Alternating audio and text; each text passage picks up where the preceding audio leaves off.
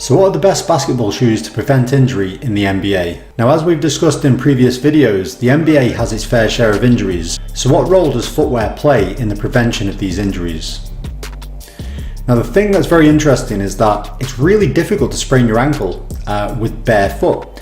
So you'd think, well, just play them barefoot and therefore ankle sprains will stop. But the trouble is, obviously, it's not very good with a ball bouncing around and people jumping around. So you're going to get a lot of impact injuries and things. As well as the shock absorption elements as well. So obviously this brings an issue to footwear designers. They know that by wearing footwear you have an increased risk of ankle sprain. You've got some lesser extent injuries because of it as well. So designers are always trying to work on what are the best trainers and the best styles of trainers and the new technology on trainers as to prevention of these injuries. Now, in the past, they used to think high top trainers were the key because they were higher up on the ankle, they would support the ankle a lot more, and this therefore would minimize the risk of injury. Well, the research and the data now suggesting that really this doesn't really help, and actually there is some evidence to suggest that it may actually hinder and increase injury risk. So things have moved away from that, and you've seen this over time where trainers in the past used to be very much these high top trainers, and now they move into these sort of low trainers, and then there's other things besides, as we've discussed in previous videos. The biggest issue is, as well as you may have noticed in the NBA, is players have got bigger, taller point guards and everything else, but just bigger, stronger, more muscular, heavier. Therefore, like think of LeBron James, he's a big guy. He changed the mold of the game, this positionalist game. The problem with that is you need good shock absorption. So obviously the soles therefore have actually got like a little bit thicker, higher, which actually increases the risk of ankle sprain. So where one thing is addressing one issue, another thing is increasing another issue. There's never a perfect scenario. Now, one of the new interesting things is using electricity. Now, I use a lot of neuromuscular electrical stimulation using a Compex.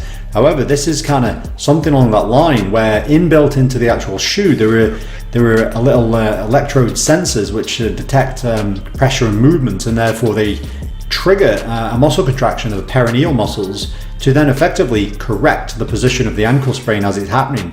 So therefore it's trying to speed up the process of the muscle saving the ankle from turning over. And certainly we know that the latency of this contraction, therefore the nerve speed, is something that does increase the risk. So therefore this makes a lot of sense. Obviously the dilemma is it's an involuntary contraction. Whether this will work in practice in real games is another thing, but it's an interesting idea. It makes a lot of sense, and it's something that they're all looking into at the moment. Another trainer is called the Ekio, and this is something that's been trialed as well by a few players, not at the NBA level but at lower level, and it's got a few little features. It's quite interesting. It's trying to almost combine the ankle support with the trainer almost built together, because obviously up to now you've got people who've got trainers and ankle supports, but they're independent of each other, so they're not attached, which obviously allows for motion inside the shoe irrespective of that. One of the other things that this trainer does as well is it has a laterally flared sole, which obviously is trying to wedge out the sole, making it harder to pivot over, which sounds very logical. The reality is though, if you turn, once you get to the point of turning over, it might then really turn you over, but it might be harder in the first place. So I think at the moment there's also this sort of like I say, incorporation of an ankle support within it, inbuilt, which again makes a lot of sense because they found a lot of motion inside is one of the issues. The reality is the jury is out on this. A lot of leading lights in the world on this kind of subject. Still wondering whether this is actually the solution or not, but it's certainly good to be, again, thinking about another design, a totally radical design of trainer to move forwards on to prevent injury.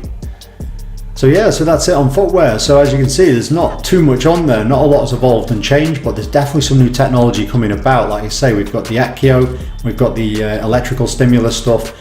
People are obviously always trying to move the boundaries and improve things on these things. So obviously it's still got a long way to go. I mean, we look at players like Steph Curry injuring their ankle all the time. So there's certainly room for improvement, and it'll be interesting to see where this takes us in the future. So that's it for today.